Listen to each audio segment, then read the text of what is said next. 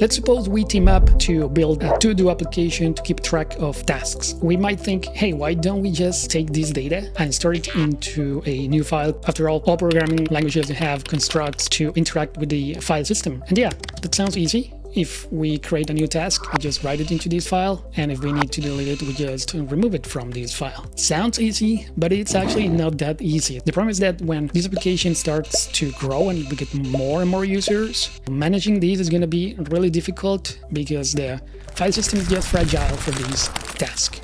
Let me illustrate this with an example. Let's say this user wants to modify this task here. At the same time, another one wants to delete it. One of these users is going to get an error, maybe both of them. We will have to handle this somehow in our code. That's because the file system cannot do better, really. It's not designed for this kind of stuff. We will face consistency and security issues very, very, very likely. Relational databases, on the other hand, are made exactly for this, and they do it through a set of properties called the ACID properties. This stands for atomicity, consistency, isolation, and durability. There is an article that explains this. Go there and read it. You really need to know this because this is the responsibility of the database system. So this is what database system is going to do for you. But I'm not going to leave you alone. I'm going to talk about atomicity at least through an example. So let's say this user wants to mark this task here as done. This time we're using our relational database, and that means that our application needs to do two things. First, it needs to mark these as done, but it also needs to modify the last updated column here. But let's say as this is taking place, something fails. Maybe a power failure, maybe the operating system crashed, maybe a hardware issue. Something could fail, and in production, things are gonna fail for sure. Just give it enough time. Eventually, one of these things is going to fail. Well, with a database, it's kind of like all or nothing. Either this is restored to the previous state, which is correct, or we mark this as done and the last updated column is also updated. This is because we're executing this inside a transaction. That's a key term in relational databases. Transactions are atomic, meaning that both operations succeed or both fail. This is guaranteed by the database. Now, let's move on. Let's think that we want to store these tasks in different categories. Even multiple users might create tasks in different categories. Now, if we're using the file system, then we will have to think about how to store these in the file system. So we might decide to create several files, maybe one per category, or maybe one per user, a combination of these, or something completely different. But that means that your application needs to know these details. And for example, if we are interested in all the tasks for certain user, then the logic in our application will have to know which files to read, the format, and all this kind of stuff. It's a bit complex, and if it changes in the future, we will have to change that code. It's harder to maintain. With a relational database, what we can do is use SQL, which is the language for data. And I'm assuming you don't know SQL, so don't worry if you don't understand all the snippets of code that I'm going to show here. I'm going to try to explain some of them, but I think it's very easy to understand, actually. This is exactly achieving what we wanted. Show me all the tasks for certain user. It's kind of easy to read. You can do more complex things, such as maybe count all the tasks that are completed in the home category for user ID 555 in the last month. Okay, so even if you don't know SQL, this is not that hard to read and to understand and much easier to maintain. I mean, look at how little code is there, right? Then compared if you have to do this with a general purpose programming language that is interacting with the file system. So there's no doubt this is much easier. Now, SQL is a standard. It has proven to be the best language for data. I'm not saying it's perfect, but by far the best. It is backed by standards. It has survived all the buzz around, for example, NoSQL. It's modern. It continues to evolve and to offer pretty much everything we need in terms of interacting with data. Now, this is partially thanks to the fact that it's based in the relational model, where the term relational database systems comes from. This model was proposed by a British mathematician at IBM called Edgar Codd, and basically, oversimplifying, it talks about tables. It actually talks about relations, which is a mathematical concept, but when you are using SQL, you're thinking about tables. And so we use tables to represent data logically. Whether we store these in disk in terms of data or not, that has nothing to do with the model. The relational model doesn't tell you how to store, how a database system should store data. That's up to the implementators, but it tells you how it should be represented logically. And it says, let's use tables. It's very simple and really, really powerful. So for example, we might want a table for storing data about users, and we call it like that, users, and another one to store the tasks. Now we can connect data. We might want to know which task was created by which user. So we can just define a column here that's the user ID and say, hey, this row here represents a task created by the user ID number 7. And that kind of points to the user's table. So we know, for example, now the data, not only about the task, but the user, like the name or the email to send a notification. This here is called the primary key. It's like the identity of this row, or each row is going to be determined by the value that we find in this column uniquely. And this one here, it's called a foreign key. So it's pointing to another value in another table.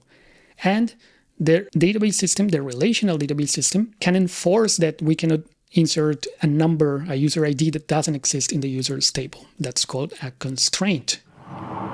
Now, SQL is basically text that you type somewhere in your application, and then you send that to the relational database, for example, MariaDB server. And then the server does whatever it needs to do to return the results that you can interpret as a table as well. Now, you can show it in all sorts of ways, right? But you can think of it as a table. Now, as an interesting fact, SQL was spelled like this, like the word sequel. But the creators found that this was a trademark in the UK. They cannot use it, so they removed the vowels, and that's how we arrived to SQL. They continued to pronounce it SQL, and then later came up with the Structured Query Language acronym. So that's pretty interesting. So SQL is not imperative. You need to tell how to deal with the data, how to iterate over the data. None of that. It's declarative. You just tell it what you need. This one says, I just need all the columns from the tasks table that have work in the column called category. That's it. The database will do whatever it needs to do to return that data. So let's zoom in into this MariaDB server and talk about the architecture of MariaDB. So inside the server, you have several algorithms that are just ready, waiting there for execution. Some are better for situations where data is stored in disk. Some are better for data in memory. Some are better for a hybrid model. Some are better for applications or workloads that have a lot of reads. Some are better for tons of writes. Some are better for transactional workloads, and some are better for analytical workloads. Here, transactional means like the operations, day-to-day operations of your application. And analytical, it could be maybe what your data scientists are using, or reports modules, when you have to calculate things on tons of rows, millions, maybe billions of rows. That's analytical. And in MariaDB, there is an interesting component called the query optimizer that's going to go through all these algorithms and kind of pick the best.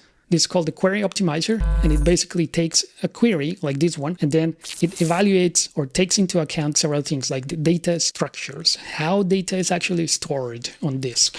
It also takes into account your database schema. So the schema is the tables that you have created, but also how they are connected, what primary keys you have, what foreign keys you have, this kind of stuff, indexes. There are many other objects that are part of your schema. It's going to take that into account. It's going to take into account also some stats, some statistical information that it continuously gathers on the execution of previous queries to know what work better. It's going to take all these into account to decide several things. For example, whether to use an index or not. If you don't know what an index is, don't worry. Think of it for now as a way to optimize your queries. The query optimizer is going to decide whether to use an index or not, because sometimes, surprisingly, it's better not to use the index, even if one exists. It's not the same if you have 10 rows than if you have 1 billion rows, right?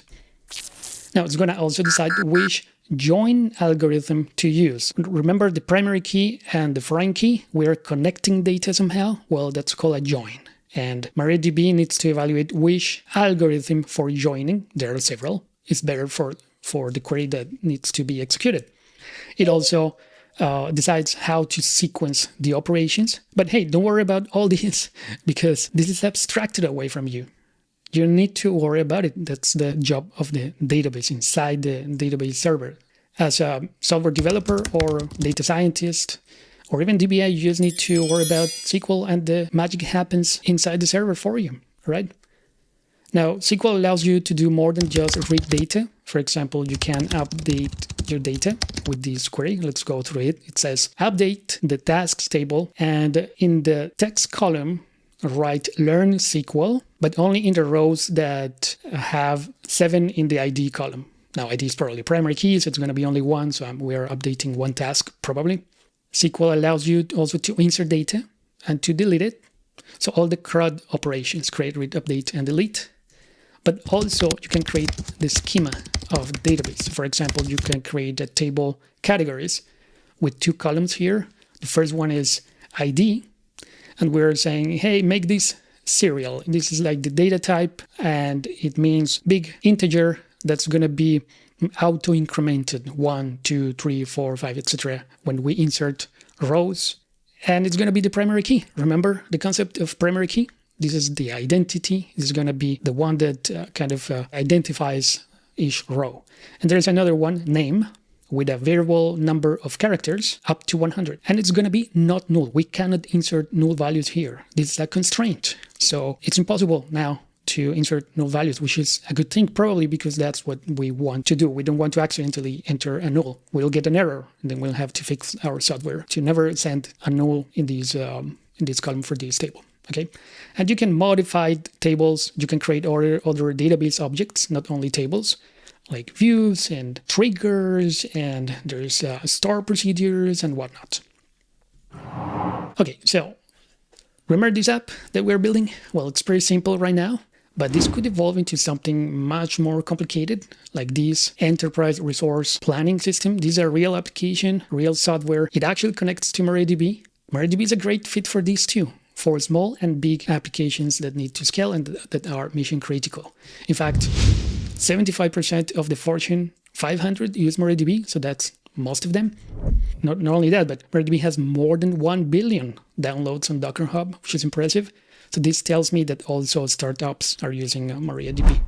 And that's because MariaDB is flexible. It allows you to grow with your business, so you can scale vertically, that is, adding more power to your machine. You can install it in a better machine when you need it. And that is actually true of any relational database, to be honest. But MariaDB has really advanced replication technology baked into the server. You need to install anything else. Replication here means we have this server in the middle handling maybe writes, so our application is sending all the inserts and updates there, and the data goes automatically to these other nodes, other instances of MariaDB that are running in separate machines. So we are increasing the power of the overall database. We are scaling horizontally here. But this is an advanced topic I just wanted to mention because it's important that you know it's available for you when you go to production, which we're going to talk about a bit more later. Now, no discussion about the architecture of MariaDB is complete if we don't mention storage engines. Now, the actual thing in MariaDB would be like plugins. So MariaDB is based in plugins, and you have plugins for security, for logging, for auditing, even for sending feedback to the MariaDB team, I think, and I don't know what else, but a special kind of plugin is called storage engine, and there are multiple. So for many years, we used general purpose databases like Oracle and even Postgres, and these databases, they have one storage engine that it's general purpose. Just one storage engine, and it's for all use cases. This has the advantage that what's simplicity, right? So it's easy to understand. We just have to use one database. Done. We're done. That's cool. But then they are not specialized. And as the internet became a thing, we got concurrency, right? So more and more users. So workloads started to change a bit, and new databases started to appear to cover those cases. So for example, we have Cassandra for write-heavy workloads, MongoDB for scalable. I'm not saying that MongoDB is the most scalable database at all, but I'm using it here as an example, right? And Vertica for analytical workloads. These databases, they have their own storage engine, and it's specialized for that kind of workload. Now, the cool thing here is that, well, now we can handle those cases, That's great. But now we have introduced quite a lot of complexity because each one is a different product developed by different companies, by different teams, different licenses, different pricing models, different kind of, vocabulary, different kind of technologies, tools, ways to connect to them. It gets complicated, right? Different quality levels, right? So complexity increases even though we are now able to handle these workloads.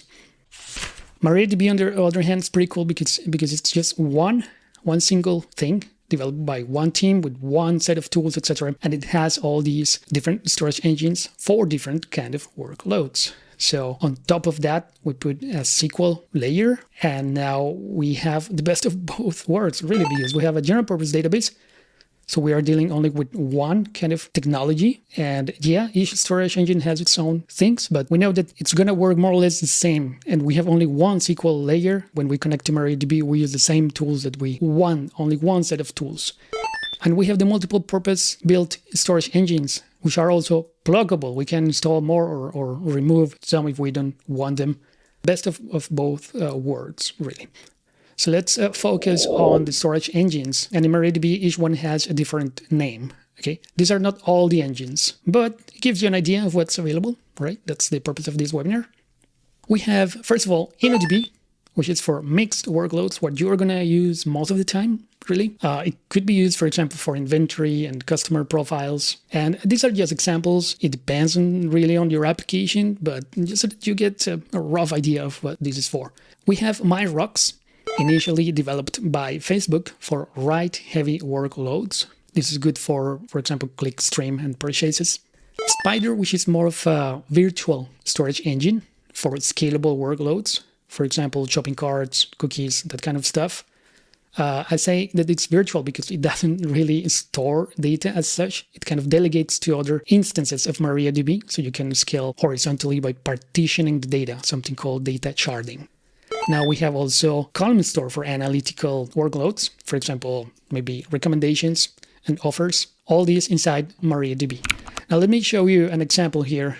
Let's say we're building an application and we expect tons and tons of comments. Now we can say create table comments, define some columns here. I'm gonna omit that part, and then we say engine equals MyRocks. Done. This table is optimized for write-heavy workloads, so we're going to save a whole lot of money on storage. That's actually the use case that Facebook faced when they were creating MyRocks. Now it's available inside MariaDB. Now, on the other hand, we might have another table for categories, and those categories almost never change. Or maybe we add a new category every year or every 5 years or whatnot. We're not writing a lot here. But on the other hand, we are doing the opposite. We are reading categories from everywhere in our application. So tons of reads. So there's another engine that I didn't show in the previous diagram, but it's called Aria. So we can say engine equals Aria. Done. This is now optimized for reads.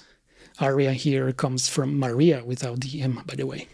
Okay, but the cool thing is that this is in the same server. So we can create a query, select all the columns from the comments table, and then join that with categories. I'm not showing all the details of the code here. Remember the primary key and foreign key again? We're connecting data somehow. That would be there in the part that I'm not showing, but you get the idea. We're mixing the data so that we know the comment to which category belongs, for example. And now this is just one single query. Now we are combining two storage engines in a single query. That's not possible with other databases. That's not possible if you are using several databases for several, different kind of workloads. You will have to join the data manually in your application code probably, which adds a whole lot of complexity. So this is a powerful, unique feature in MariaDB. We call it cross-engine joins. Very good. So I think we understand why we need databases. We understand why we want to use relational databases. And we saw the architecture of MariaDB. Now let's get a bit more practical so you can use it after the webinar and see how to install MariaDB and how to connect to it. And if you have followed along so far and understood more or less what I have been saying, assuming I have been clear enough, you can follow any tutorial on how to install software, including MariaDB. It's not more complicated than that, but I'm going to show you screenshots and stuff. So when you actually do it, it's going to feel very, very natural to you. And I'm going to show you in several operating systems. So let's start with Linux. Obviously, you can use the command line. So you can just do sudo apt install MariaDB server. This is for Debian. Use your package manager and also the name of the actual package changes from distribution to distribution. So you can ask, for example, ChatGPT. I asked here for some of the distributions. That's because each Linux distribution wants to do things and name things their way, which is not a bad thing. It's actually good. That's the purpose of having one of the purposes of having different Linux distributions. But you can use also the GUI if it's available. Just search for MariaDB. You'll find the database server binaries. That's what you want to install. But don't forget to do this part. Run the MariaDB secure installation script. This is super quick. It's just a few questions that you have to ask there with reasonable defaults, by the way. So most of the time you just hit enter. But not only it secures the installation, but it makes clear some of the parameters that you need to know to connect later to MariaDB. All right. When you install it, by default, MariaDB creates a database user. A database user is a set of username and password. There are other ways, but let's think of it as it right now. You can also not use passwords, by the way, and use safer mechanisms, but you have the credentials. The user that MariaDB creates by default, it's called root, just like the same name as the root user in Linux. This is the root user in your database, okay? It's called the same. The root user, it's very powerful, so you need to protect this. You can set a new password for it. Here, when it asks for the current password for root user, you just need to know that by default is empty. So you just hit enter, and then later it's going to ask you for a new password for this user, okay? If you want to set a password. Now just follow the script, answer some of the questions here, and it's going to be clear what happened, and it's going to be ready. Okay, so that's MariaDB secure installation. Very important to execute that. On Windows, well, you have a setup wizard that you can download from mariadb.com/downloads. You execute this wizard, and it's kind of the same as the MariaDB secure installation script. So you can modify the password for the root user if you want. You can enable access from remote machines for root user. That's also something that the other script asks. So make your decisions there. It makes you aware of certain things. That's why I wanted to show this. Make sure that you take note of the port.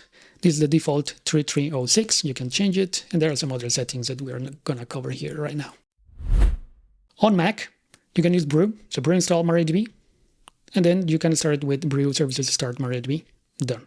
The best way to install MariaDB for development is Docker, because, well, you can just run one command and you can share this command with your developers. And when I say share this command, maybe you can actually share a Docker compose file. So you can transform this line that I'm executing here directly in a terminal to a Docker compose file. And then all your team can share that file, and then it's going to be set up in each machine in the same way. Pretty useful for development. Here, well, I'm creating a container that's going to run MariaDB inside. And just remember to publish port 3306. You can change the first 3306 there. You can change it to something else. The second one is inside the container. You cannot change that. So keep that 3306. Just the first one if you want to customize it. And that's the port that you will have to use later. And set the environment variable MariaDB root password. So you have a password and you can connect to these database server using the root user and that password. This is an example. There are many options that are well documented. Or you can use the GUI, Docker Desktop, which is available, I believe, for all operating systems now. It's the same. You just get this form and run it. Done. The important thing is that whatever process you use, you have MariaDB installed in your computer, and now you can connect it. So let's see how to do that. And again, I'm just going to show a bunch of screenshots so you get the idea. The first one is to use the command line. So when you install MariaDB server, the binaries of the server in your machine, it also installs a command tool called MariaDB that you can use if you are on that machine to connect and try MariaDB and see if everything happens well, that you can connect, that everything is in order. So basically you can, run SQL queries there and other things. Depending how you install MariaDB, you might have to run this with sudo or not, and you might have to pass some parameters, because you can use also this tool to connect to remote servers, and you can download this tool also, only the client, the command line tool. Here we are passing -h for the host. So in this case, it's kind of localhost, probably 127.0.0.1. And then -u for the root user, that's the user, and then -p at the end to tell the MariaDB client to ask for a password, so we don't have to introduce it there in the command line and leave it in the logs, for example, visible plain text. On Windows, you will have to use this option that it's added in your menu so that it recognizes the MariaDB command, or just click this option here to get inside the client more directly and save one step. With Docker, you will have to be inside the container. So here I'm starting a new bash session, and on this line I'm inside the container. Okay, so then I can run the MariaDB command, and I'm passing here -p so that it asks for a password. Now you can combine these two commands in one line and replace bash with MariaDB -p, but I'm showing it this way so it's more clear what's going on. Good. So this tool is very useful, and I encourage you to, for example, execute help here and see what's available, the commands that are available for this tool specifically in the command line, and also run it with --help so you get all the options you have there, because it could be very useful for scripts and this kind of stuff. It could be the only option sometimes in production, you never know. You might have to connect remotely through, for example, SSH, and then execute MariaDB in the command line. So it's good to know that this exists and what it can do. It's actually very, very powerful. But for development, software development, that is, you probably want something more advanced, right? Like something like dbeaver. So dbeaver is another product. It has a community edition that's really powerful. This one is actually community edition. And as you can see, it has tons of things. Like on the left, you can see your databases. So I created one called demo, and it has the items table, and it shows the columns and whatnot. And then in the middle, we have a powerful editor with autocomplete, and you can copy paste stuff. So that's what actually you need during software development. And you can run SQL queries there and then see the results down there in a table with filters and export options and many other things. And on the right, even some monitoring tools for the traffic, the InnoDB data, queries, the number of server sessions. That's like how many connections to the server, which could be useful sometimes for development as well. Let me show you how it looks when you just install MariaDB, dbeaver. It's going to be empty like this, so you can just right-click here, create connection, select MariaDB, and then you can enter the server host. So that's the IP address of your machine. Local host, your home machine, is going to be very likely 127.0.0.1.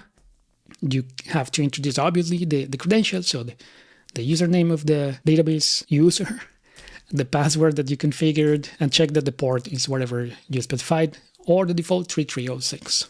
Then you get your connection here, and you can expand this and even create a new database. So MariaDB allows you to create multiple databases. And a database is a collection of tables. Let's think about it for simplicity just like that. The thing is that you will need to create at least one.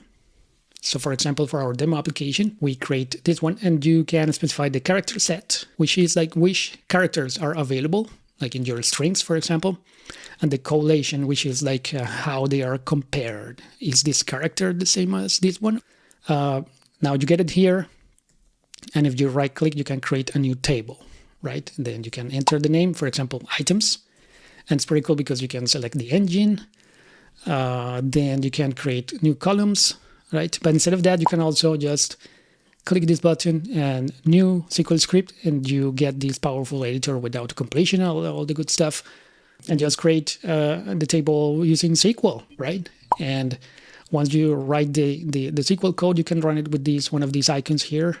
And here we're inserting 3 items in this table, and we're saying, hey, insert into the table items. But I'm not only going to specify the data for the description column. For the others, use the default. And then I pass 3 items, and each one is enclosed in its own set of parentheses. So buy coffee, fix bug, learn SQL. And then we select the ID column and the description, or read from the items table, and that's what we get here. Notice how the ID was actually incremented. 1, 2, 3. Okay, so we saw a little bit of SQL here. I know for some of you guys it's going to be so basic, but I just want to make sure that everybody can follow to some extent this webinar. Now, You can also use your IDE, your preferred IDE. Most of them, if not all, I would say all of them, have either natively functionality to connect to databases, including MariaDB, or to install a plugin or extension that allows you to do so. In this case, I have Visual Studio Code, and I installed an extension called, I think it's Database Client. This way, when you are developing your application in Java or Python or C++, whatever you are using, you need to leave your IDE. You can run your queries there and then incorporate them into your application code. So that's pretty useful. Talking about these programming languages, how do we connect our application to MariaDB? Because we saw how to connect for us, to as developers to run queries, but that's not the purpose of the database, really. It's more to allow you to create applications that use data efficiently. So you do this through something called connectors. This is the keyword here, the connectors for MariaDB. And there are several for several languages. Java, Python, Node.js, C, C++ are the ones that are officially developed, but there are for other languages, there are community efforts, and also you can use anything that connects to MySQL as well, which is another database. MariaDB is highly compatible with MySQL, so you can use all those connectors and the tooling as well. So these connectors allow you to send SQL queries, SQL sentences, SQL code to MariaDB through this layer. That's how you do it. Now, explaining each programming language, it's difficult, so I invite you to go to the Developer Code Central on GitHub, where we have quick starts. And it's there for several languages and platforms. And even, for example, for Java, we have several persistence frameworks. Like, for example, this one is Hibernate. And if you scroll, you'll see all the snippets of code to include the connector to connect, to execute transactions and whatnot. Even a video if you want to see this in action. This is the URL you want to go to, github.com/MariaDB developers. Good. So we saw how to install MariaDB and how to connect. Let's move towards production, right? Because we don't want these software we are creating to sit in our development machines probably forever. We want to move to production, want to make it available to other users. And that's a key step when you are using MariaDB. And I'm not going to cover everything that related to how to move to production. That would be impossible. That would require several webinars probably with subtopics. But I think it's important to know some of the things that you need to be aware. One of which is where the files are. Where is MariaDB actually installed? How does it look like? And I'm going to show you first on Windows, although I don't think you actually go to production that frequently on Windows. It is a possibility, and you can do it for sure. Nothing wrong with that. Just it's not what's commonly used. But let's start with Windows, because I bet there are many Windows users anyway, so it's good to know where the files are. Okay, so first of all, MariaDB is installed here. Program files. Now, if you install the 32-bit version, then it's probably in Program Files x86, I believe. But things that you'll find the directory here, the name, MariaDB, and the version. If you go inside that, then you'll see these other folders and files. So this one is for the executables, no surprise there. This one is for your database, right? And this one is important because it has the my.ini file, which is the one that you want to tweak to configure the parameters of MariaDB and make them permanent, right? This is how you configure MariaDB. Then you have include, which is for developers, really basically a bunch of header files for C and C++, so you can use the low-level API of MariaDB and communicate with the server directly. You have the libraries and plugins here. You have the support files here. Support files means translations, character sets, this kind of stuff, okay? But the main one is this, data. This is where your data actually lives. So it's very important. And also, well, in the case of Windows, the my.ini file. If you go here, you find it right there where the mouse pointer is, my.ini. It's just a text file, but you also see all the databases there in different folders, right? So I have 4. One I created myself. I actually run this, created database demo, and create this folder. And the other 3 are databases that MariaDB uses internally, and they are created automatically by default. So MariaDB uses MariaDB to store its own metadata, so to speak, right? makes total sense. If we go inside this demo directory, which is a database, we see some files. The first one, db.opt. I think of it as options, so database options, how you create database, like defaults, like default storage engine, default character set, this kind of stuff. Then I create one table. So I have one file that's items.frm. I like to think of it as form. The form of the table is a table structure. And the other one is items.ibd, where the actual data is. I like to think of these. I'm not 100% sure if it's like that, but I like to think about it as InnoDB binary data, the extension of this file. That's how I remember it. Now, different storage engines are going to use different files. That's the whole purpose of having different engines. They can do things differently, optimally for different workloads. So this is just so that you get an idea, right, of what the files look like. On Linux, it's a bit different, and MariaDB uses and honors the Linux file system layout. So, as you would expect, the binaries are in bin, libraries in lib, manual pages in share man, inside the Unix system resources directory. Okay.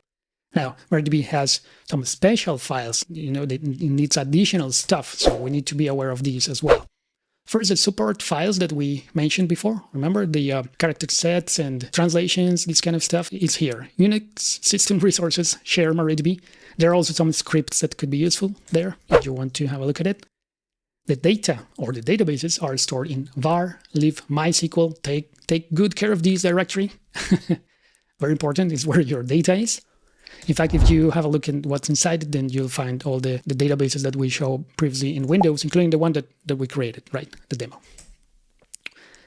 Now, the plugins is a bit different because it varies from distribution to distribution. So in the case of Debian, for example, and Debian-based distributions, you find it here.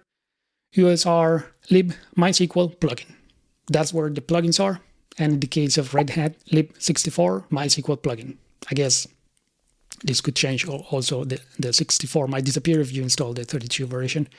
Same with the configuration files. So it depends on the Linux distribution.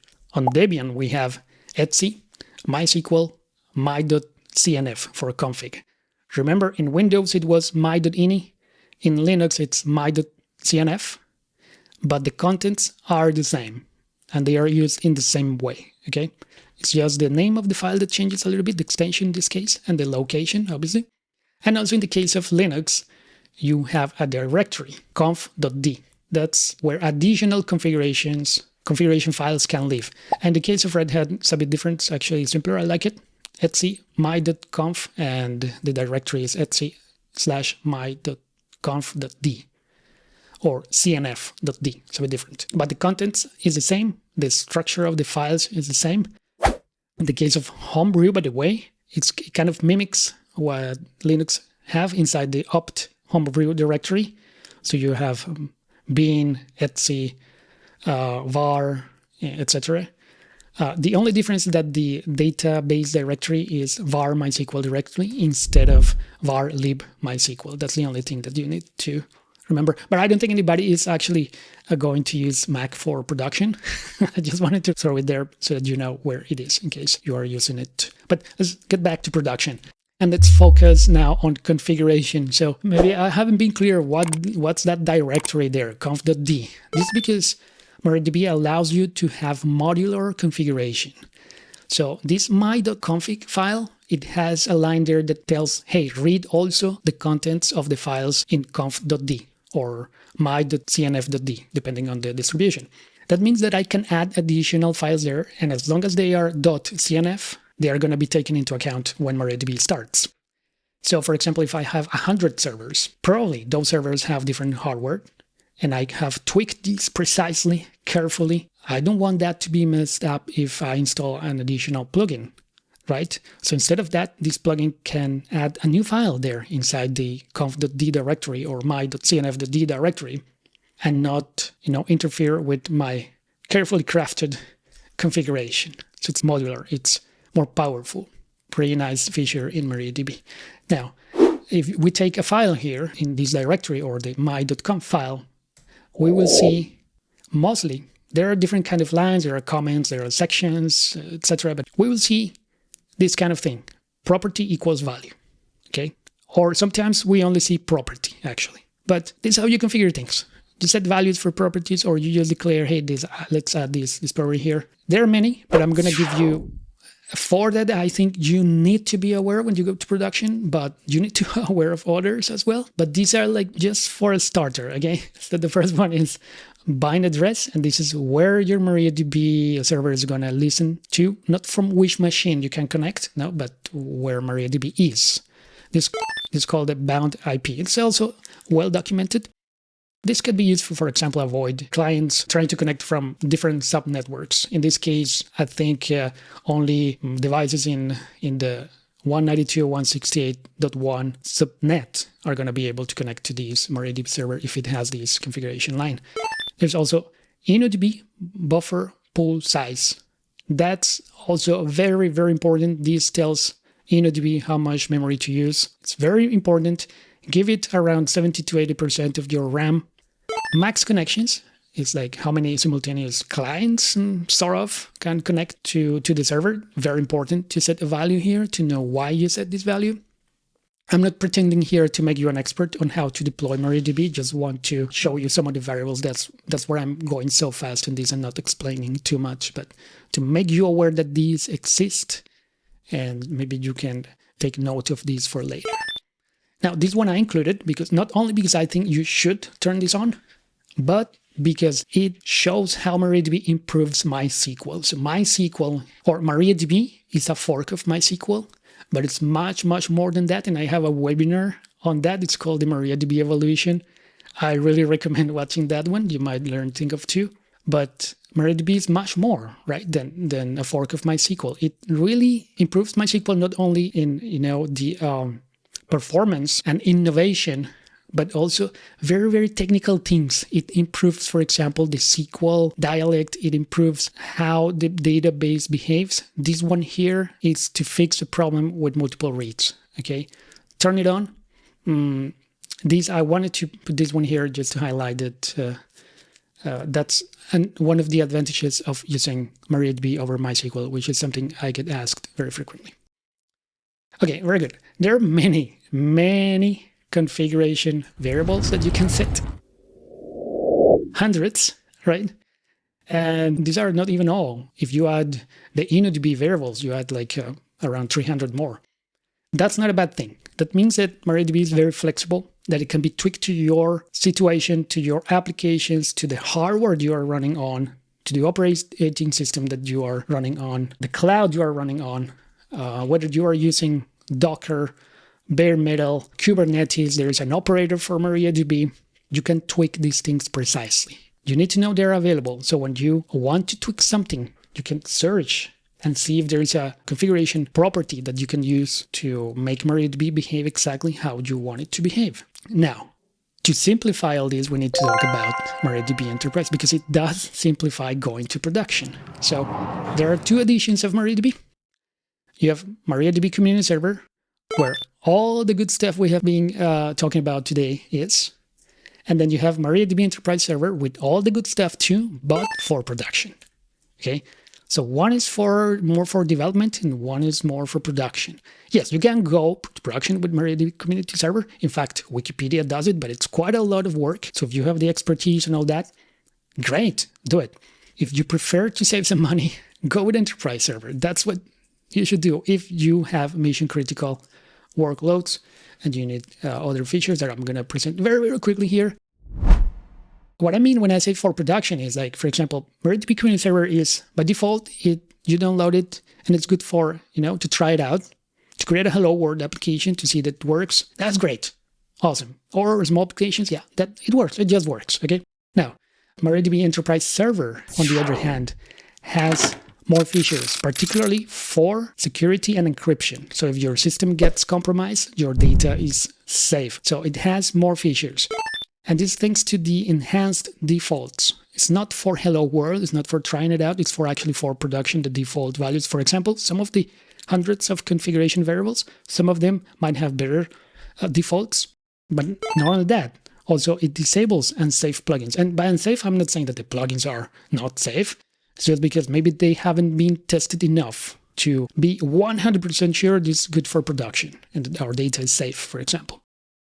It has better audit plugin. It has the Enterprise Audit plugin. It audits everything, including changes to the configuration to this audit plugin. Okay, so everything. It has stronger authentication and authorization mechanisms, integration with other things, stronger encryption as well. So basically everything gets encrypted. Everything that touches the disk gets encrypted, including, well, not only the data in the tables, but logs, binary logs, which is another interesting concept that we don't have time to talk about. Everything gets encrypted. MariaDB Community Server has good tools for backup and restore. The problem with this is that when you connect your database to your applications, or is running on, or connected to this database, and you are taking a backup, it might interrupt the operation. Okay, it might lock some tables for a certain time. MariaDB Enterprise Server, on the other hand, well, it has the same tools, but it includes MariaDB Enterprise Backup, which allows your application to continue functioning without interruption as the backup is taking place. At least it minimizes the workload impact. Okay, so that's another feature that you probably need in production that you don't really need during development. It's not crucial. Now we talk about the replication that's baked into the MariaDB server. Great technology that's available to you. That's great. Now, to have the full power of truly high availability setups and deployments, this might not be just enough because it might require manual steps. So let me show you an example with MariaDB Enterprise Server, how it handles failover automatically with no interaction. So here I have a cluster with 3 servers, 1 primary and 2 replicas. The primary is the one handling the writes, and an online store, kind of receiving orders from customers. We see there 129, 130, 131, etc. It's working. Now we try to stop one of the servers to simulate a server failure on the primary node, the one that's actually handling the writes. And MariaDB Enterprise detects this and automatically takes one of the other servers and reconfigures it and makes it the new primary. And so the orders continue to be stored in the system even when the primary server kind of died all of a sudden.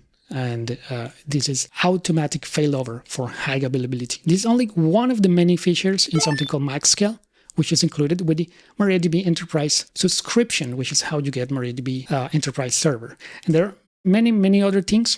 For example, the MariaDB Enterprise Server goes through enhanced testing.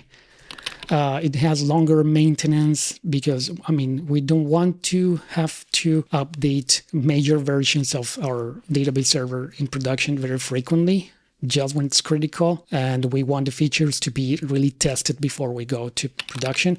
We obviously have 24/7 technical support offer on the subscription. That's not a surprise, but this is cooler. The remote DBA. So you have access to a DBA, database administrator, from the MariaDB team, the people building these technologies, the true expert in the matter, helping you as DBAs. It's really, really valuable. Okay, so this is the MariaDB Enterprise Server, something you really need to take into consideration when you go to production in mission critical applications. Wow, so I think we covered a little bit about how to move to production, and I left things out. Like something obvious I didn't include here is, hey, create a new database user for your application and give it only the permissions, the minimal set of permissions so that it can operate.